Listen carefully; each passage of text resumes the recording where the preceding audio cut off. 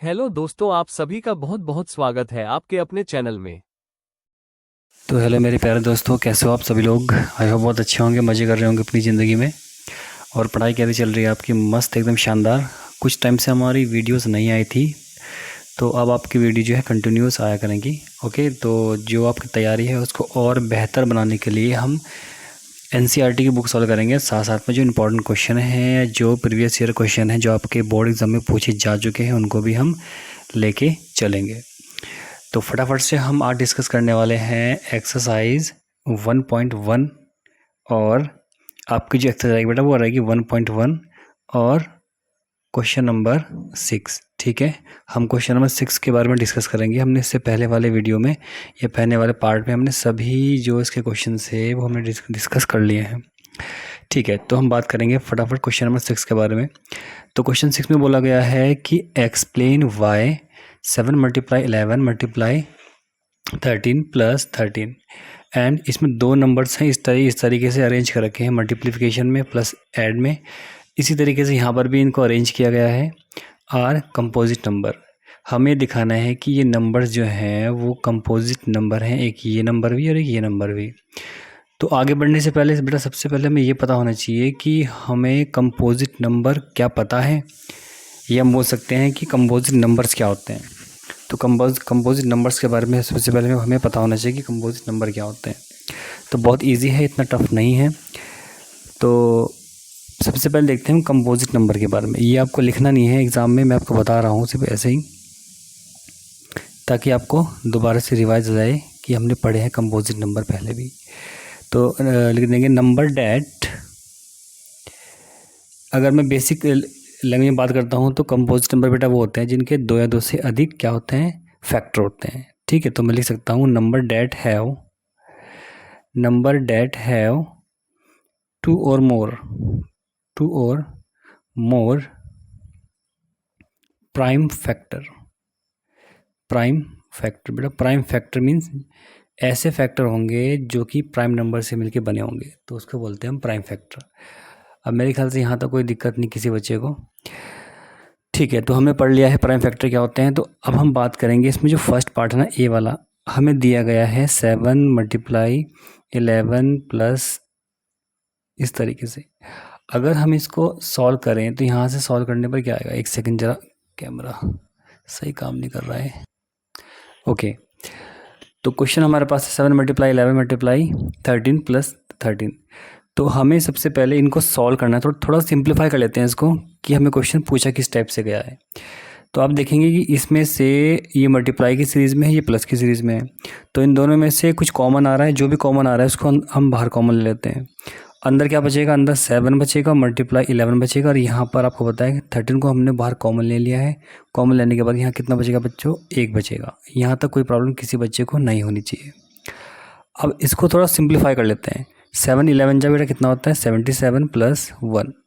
Okay, उसके बाद again इसको सॉल्व कर लेते हैं। 77 प्लस 1 हो जाएगा आपका 78। ये दोनों मल्टीप्लिकेशन के फॉर्म में है, ध्यान रखेंगे। ये दोनों किस फॉर्म में है बेटा, ये मल्टीप्लाई के फॉर्म में है।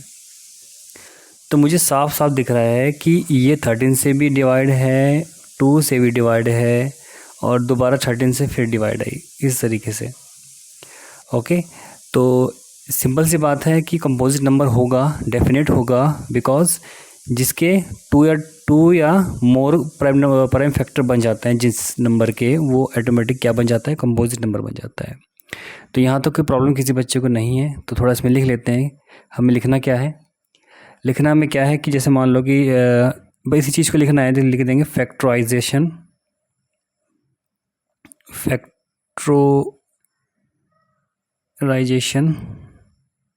Of this number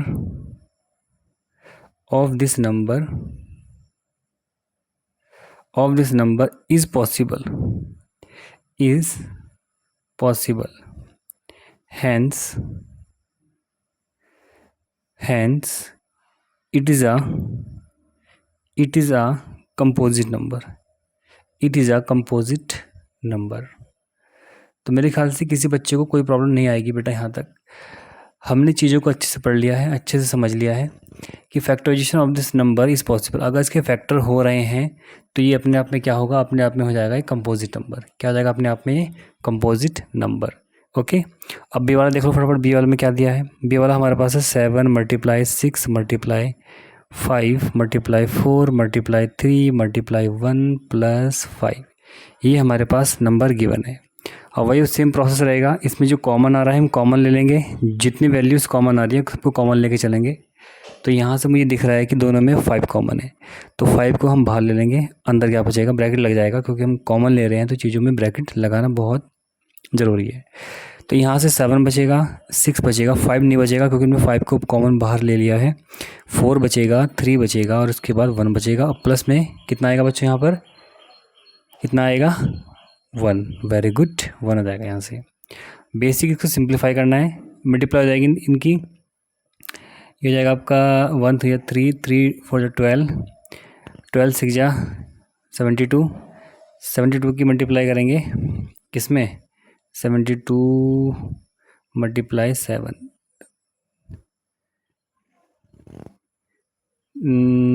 3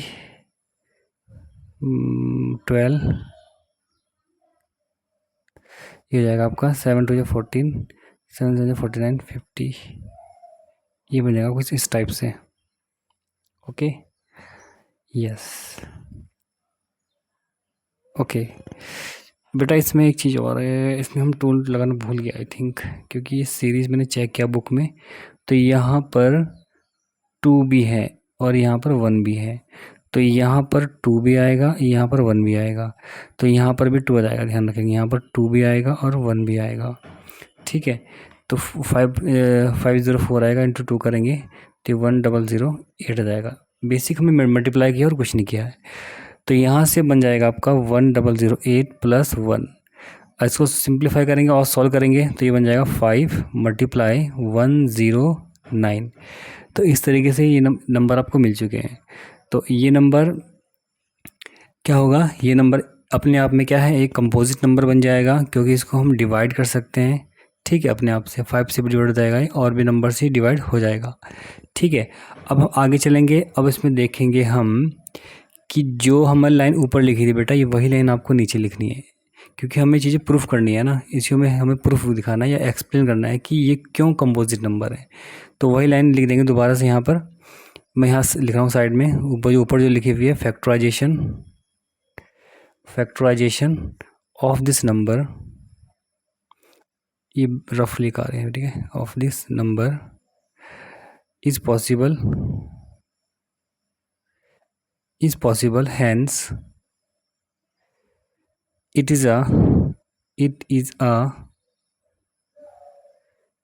composite number, it is a composite number। तो यहाँ तक मेरे ख्याल से कोई प्रॉब्लम किसी बच्चे को नहीं आई होगी। क्लियर है, यहाँ तो कोई प्रॉब्लम। ठीक है, आगे चलते हैं, फिर आगे क्वेश्चन नंबर देखते हैं, 7th वाला। ओके क्लास, तो हम ये क्वेश्चन है, क्वेश्चन 7 है बेटा। तो क्वेश्चन 7 बहुत बड़ा है, तो इसलिए मैंने शॉर्ट में लिख दिया है। ठीक है, आप लोग बुक में देख लेना अपने। क्वेश्चन नंबर 7 है 1.1 का। तो इसका मीनिंग जो होगा वो मैं आपको बता दूंगा अच्छे से कि इसका मीनिंग क्या होगा क्वेश्चन का। तो इसमें क्वेश्चन में लिखा हुआ है कि there is a circular path around a sport field.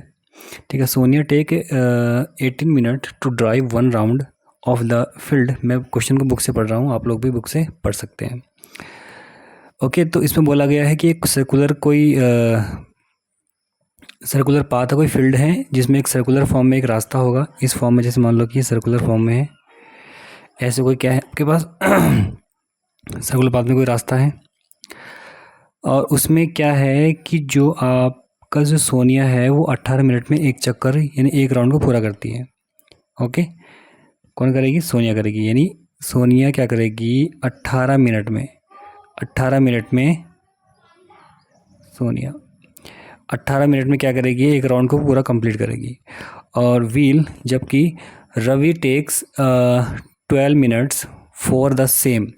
और जो रवि है वो एक राउंड को कंप्लीट करने में बेटा कितना टाइम लेता है, वो लेता है आपका 12 मिनट। ओके, कितना लेता है, 12 मिनट। अब इसको पूछा गया है यदि वो एक ही पॉइंट से एक ही डायरेक्शन में क्या कर मूव करें, suppose they both start at the same point and the same time, same point से और सेम टाइम में और एक ही डायरेक्शन में, सेम डायरेक्शन में वो मूव करते हैं, तो कितने टाइम के बाद वो अपने स्टार्टिंग पॉइंट पे मिलेंगे? ये क्वेश्चन है बेटा आपका। तो इसको अच्छे से मैं बताऊंगा आपको, ठीक है, अच्छे से समझ लेना इस चीज़ को। मुझे नहीं पता कि आपके जो स्कूल में कैसे कराया होगा, लेकिन जो मैं बता रहा हूँ उससे करना आप लोग, बहुत बेस्ट रहेगा आपके लिए। सबसे पहले हम मान लेते हैं कि जो रवि ने, हमें नहीं पता रवि ने कितने चक्कर लगाए, हमें पता रवि ने कितने चक्कर लगाए, तो हम लेट कर लेंगे, let Ravi rotate x round, let Ravi rotate x round and Sonia rotate y round, Sonia rotate y round. अब जो रवि ने मान लो x चक्कर लगाए, ठीक है, और सोनिया ने लगाए y राउंड लगाए, हमें नहीं पता कितने, हमने इन दोनों को x y लेट कर लिया है। अब मुझे बताओ कि अब हम चलेंगे कि जो टाइम लिया है रवि ने वो कितना लिया है। एक चक्कर में उसने टाइम लिया है 12 मिनट, तो यहाँ से लिख लेंगे, तो रवि या time taken by Ravi complete X round. अब पूरे एक्स राउंड में उसने कितना टाइम लिया है, जितने राउंड है उतने इंटू हो जाएगी टाइम से, ये जाएगा मिनट में पूरा कंप्लीट। सेम ऐसे हो जाएगा, and time taken, same line वही हो जाएगी, time taken by Sonia complete Y round, तो ये हो जाएगा आपका 18 मल्टीप्लाई वाई। तो हमारे पास टोटल टाइम आ चुका है 12x और 18y। अब बेटा हमें क्या करना है कि इन दोनों का हमें क्या निकालना पड़ेगा, एलसीएम निकाल दो दोनों का। क्या निकाल दो? एलसीएम निकाल दो दोनों का। अब एलसीएम निकालना है तो बहुत इजी है, मैंने सिखा भी रखा है आपको। जो एलसीएम जो आएगा ना बेटा, वही आपका आंसर हो जाएगा, बस जो भी एलसीएम आएगा, ठीक है। दोनों का एलसीएम निकाल दो,